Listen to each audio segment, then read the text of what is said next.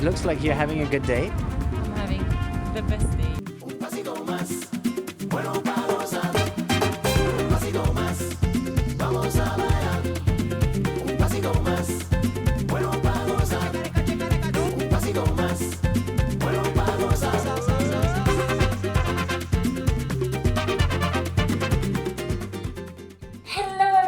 It's me again. My name is Monica and I'm so happy to take you back to my Colombian series. And today I'm taking you to one of my favorite regions in Colombia, which is called Guaviare. Guaviare is just pure magic. So in this video, I'm gonna share with you a few facts about Guaviare, the highlights of my trip and things to do, as well as food recommendations and some practicalities for organizing your own travel to this wonderful region. Okay, so few facts about Guaviare region. Number 1, this is an area located south from Bogotá where 3 different geographies meet. So this makes it a truly spectacular and biodiverse place. It's truly a little paradise in the world.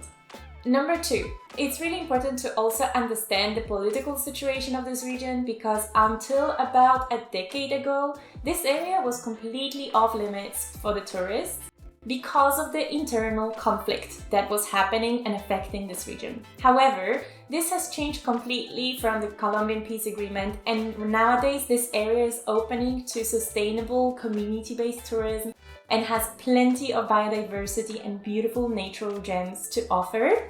This area is now very safe to travel, but always check the situation just before you plan your trip. And the final one, the whole region is rich in indigenous communities. People are extremely kind and friendly, so this is definitely a place to enjoy the Colombian warmth that you can see all across the country. Okay, now I'm gonna share with you the key activities to do in this area. So, all of the places that I'm going to mention are accessible from San Jose de Guaviare, which is the capital of the region.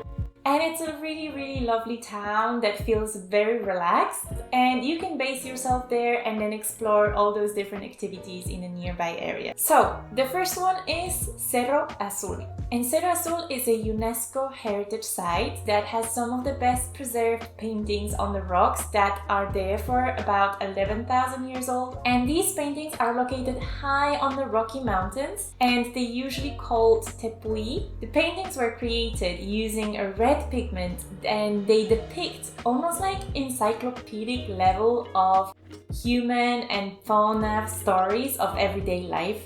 It's pretty incredible to see it. So to get there, you go with a local guide that takes you through a little bit of a forest, and then you climb up the mountain to reach the paintings. In the meantime, the guide also tells you a little bit more about the history of the place and the different legends and the different maybe mystical meanings of the paintings, which adds to the whole experience. We also managed to enter one of the sacred caves where we experienced a complete silence and darkness, and it was just us and some bats flying around. It was a really beautiful experience, and I definitely recommend it. Now, this whole experience can be connected in a day trip with another location, another spectacular place, which is place number 2, Raudal de Guayabero. It looks like you're having a good day. I'm having the best day. One of the top experiences in Colombia. It's amazing. It's so beautiful. It's so raw and virgin and full of green and rocks and so dramatic. And the dog, obviously. Likes you a lot.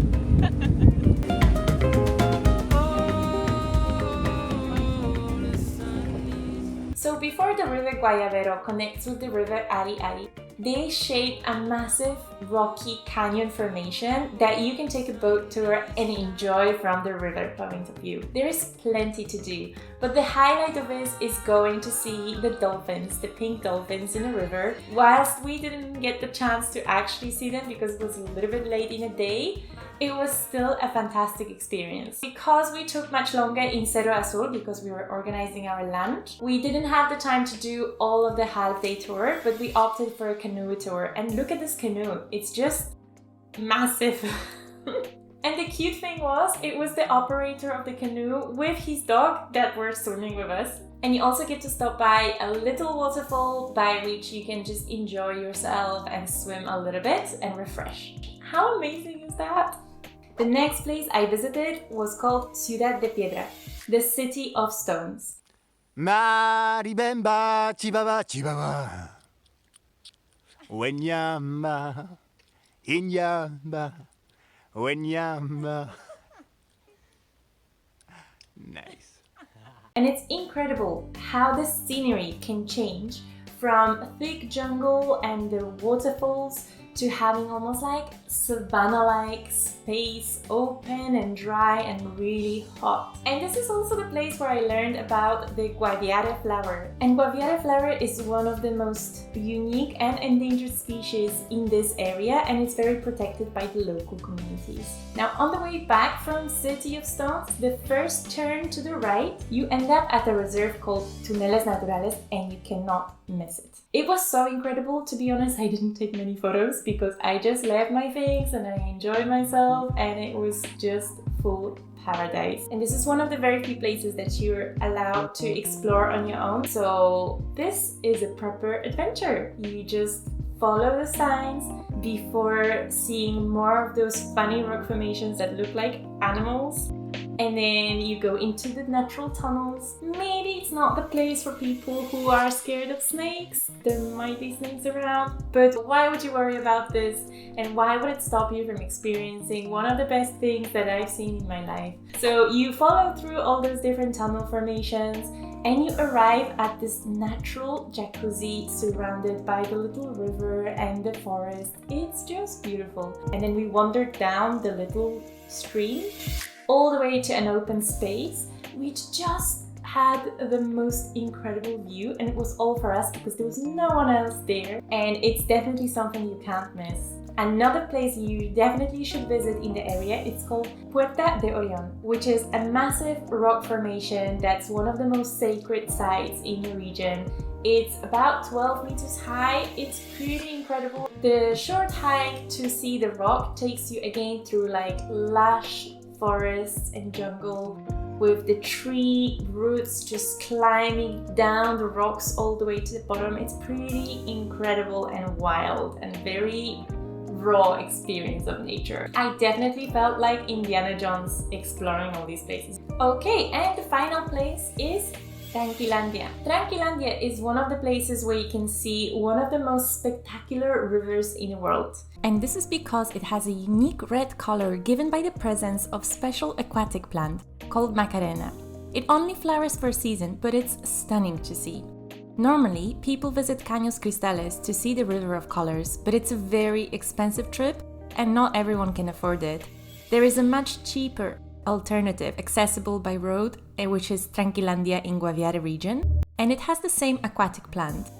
As you can see, it was pouring with rain, so the colors didn't shine fully through, but the experience was great nonetheless. Now, there is a little bit of a bad fame around the world and the place called Tranquilandia because historically this used to be one of the largest cocaine production in the area. However, this is no longer the case, and right now a lot of the local communities turn into ecotourism and try to make the most of what the land and this beautiful nature has on offer. It's pretty incredible, so please do give it a try and enjoy that experience. Okay, so that takes us to the next section where I'm going to share with you a little bit of practical tips. When it comes to traveling, you can get a flight from Bogotá, which is less than an hour, to San Jose de Guaviare, or you can take a bus, which takes maybe 9 or 10 hours. Now, what I did is I took the flight to San Jose de Guaviare, and then I took different buses all the way up from San Jose de Guaviare because I stopped in other places as well, which I'm gonna tell you about. Now, when you get to San Jose de Guaviare, the best way around is to use a motorcycle. Some of the roads are not accessible by car, so that's why motorbike is probably the best way. The place I was staying at, they were so kind and they arranged with a local boy to give me a ride on his motorbike to all the places I wanted to visit. So that takes us to the accommodation. Again, there are quite a few options in San Jose de Guaviare. However, I stayed in a place that Miguel recommended to me, which is called Piedra Alta. Miren eso, así una piscina bonita. Estamos subiendo a una cabaña que está basada en las rocas. Por ahí está una zona de relax. así para ver los micos que vienen por acá durante la mañana para comer su desayunito de las plantas y frutas. Aquí es una entrada, una cama doble con mosquitiera, el baño privado y así se queda muy tranquilito. Creo que hay 3 cabañas de diferentes tamaños. Aquí uno puede comer y disfrutar. Hola, buenos días, señora. ¿Cómo está? ¿Ah, sí, bien? ¿Me va bien? Muy bien.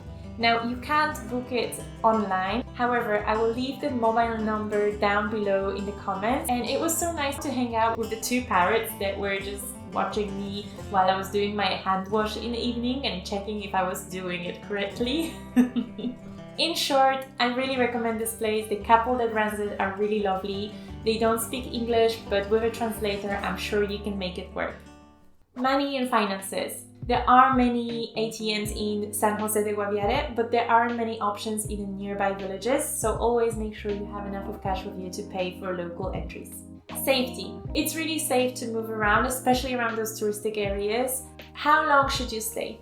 So I would say to enjoy all of these activities in a quite intense way, you would need 3 full days. However, make sure you also account for the time of getting in and from San Jose de Guaviare. Okay, that takes us to the end of this episode, and please let me know and like and subscribe if you enjoyed this video, and please share it with your friends and other people who can get inspired and travel to this wonderful, wonderful country that is Colombia. My favorite place in South America. And in the next episode, I'm gonna take you to another natural wonder, which is called Guaviare in another region called Metas. So stay tuned and subscribe, and see you soon!